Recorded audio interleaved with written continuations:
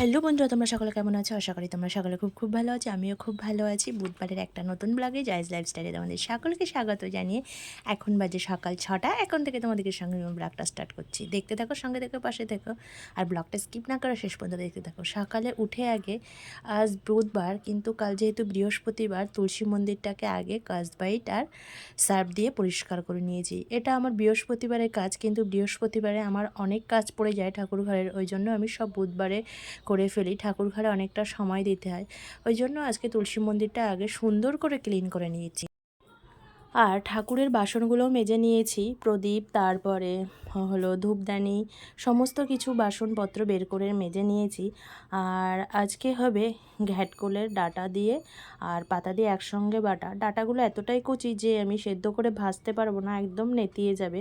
ওই কারণে ডাঁটা আর পাতাটাকে একসঙ্গে সেদ্ধ করে নিয়ে জল ঝরিয়ে একটু রসুন, কাঁচা লঙ্কা, দুটো শুকনো লঙ্কা ওর মধ্যে দিয়ে নিয়েছি। আর আজকে না একটু পেঁয়াজ অ্যাড করেছি। আগের দিন পাতাটা বেটেছিলাম, পেঁয়াজ অ্যাড করিনি। মিক্সচারে বাটলে না একটু জল অ্যাড করতে হয়, আর শিলে বাটলে জলটা অ্যাড না করলেও হয়, কারণ পাতাটা একটু ভিজে ভিজে থাকে না। আর শিলে বাটার কোনো কিছু খেতে খুবই টেস্টি লাগে, ওই জন্য শিলেই বেটে নিয়েছি। উঠেছি জানো তো অনেকক্ষণ আগে, সেই 4:45টায়। তো এই বাটাবুটির কাজ করতেই আমার দেরি হয়ে গেল, পুরো 7:30টা বেজে গেছে রান্নাঘর থেকে বেরোতে। আমি এখন স্নান করব কখন, পুজো দেবো কখন, ছেলেমেয়েরা আবার 8টায় চলে আসবে। তো যেদিন দেরি হয়ে যায়, এই জামা কাপড়গুলো না বালতিতে ভিজিয়ে রাখি, সেদিন আর কাচা হয় না। তো পুজো দেওয়ার পরে যদি সময় থেকে যায় তখন ধুয়ে দিই, কারণ বাচ্চারা আবার এসে যায়, ওদেরকে পড়াতে হবে, তো ওই কারণে। আর সকালবেলা যদি 5টায় উঠি, 5:30টায় উঠি, সেই আমার সব একই ব্যাপার, সেই আমার দেরি হয়ে যায়।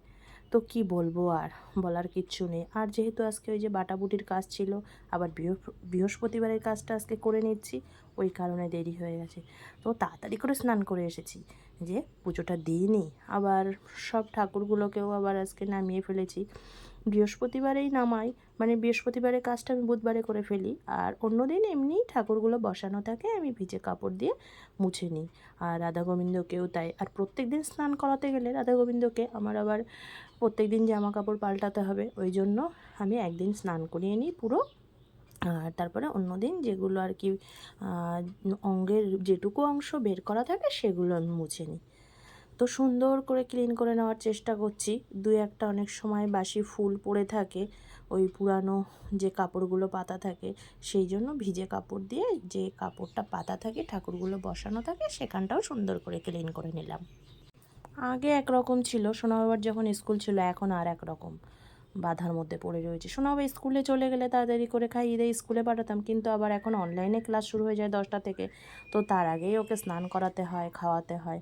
তো যথারীতি পুজো পাঠ দিয়ে আমি বাচ্চাদেরকেও পড়িয়ে নিয়েছি, কিন্তু এখন বাজে হলো 9:40 মতো। তো বাচ্চাদেরকে পড়িয়ে নেওয়ার পরে একটু নোংরা থাকে, আমার ছেলেও পড়ে, ওরা পেন্সিল ইউজ করে। তো ওই নোংরাটাকে আগে ঝাড় দিয়ে নিই সুন্দর করে, তারপরে পরিষ্কার করে নিই। আর তারপরে দেখো ভাত নিয়ে বসেছি। সোনা বাবাকে তো না আমি আগে ভাত দিয়ে দিয়েছিলাম, আর কি ওদের পড়ানোর আগে ও খেয়ে নিয়েছে।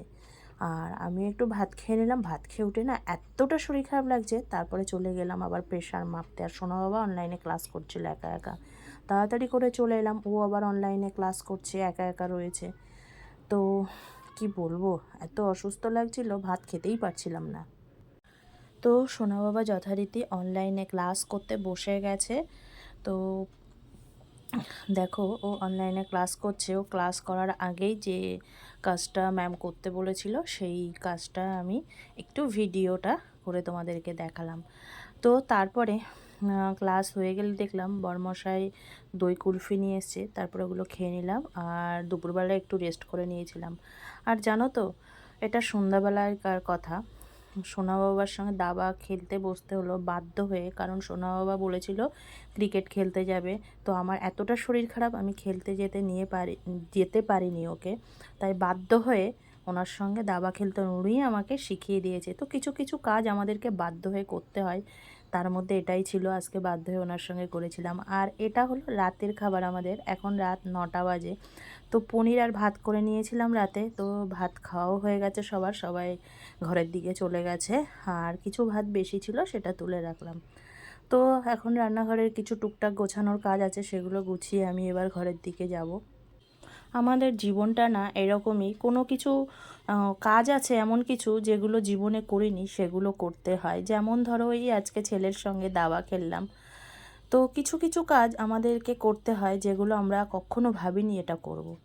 তো চলো আজকে আর বকবক করবো না, আজকে ব্লগটিকে বন্ধুরা এখানেই এন্ড করলাম। আমার এই ব্লগটি ভালো লাগলে তোমরা সকলে লাইক কমেন্ট শেয়ার সাবস্ক্রাইব করে দিও। টাটা বন্ধুরা, তোমরা সকলে খুব ভালো থেকো ও সুস্থ থেকো। আবার দেখা হচ্ছে নেক্সট কোনো নিউ ব্লগে। আর গেটের সামনে এই বস্তাটা কেন দেওয়া হয়েছে জানো? ছোট ছোট বিড়ালের বাচ্চাগুলো ঘরে উঠে না খুব জ্বালাতন করে, ওই জন্য এটা।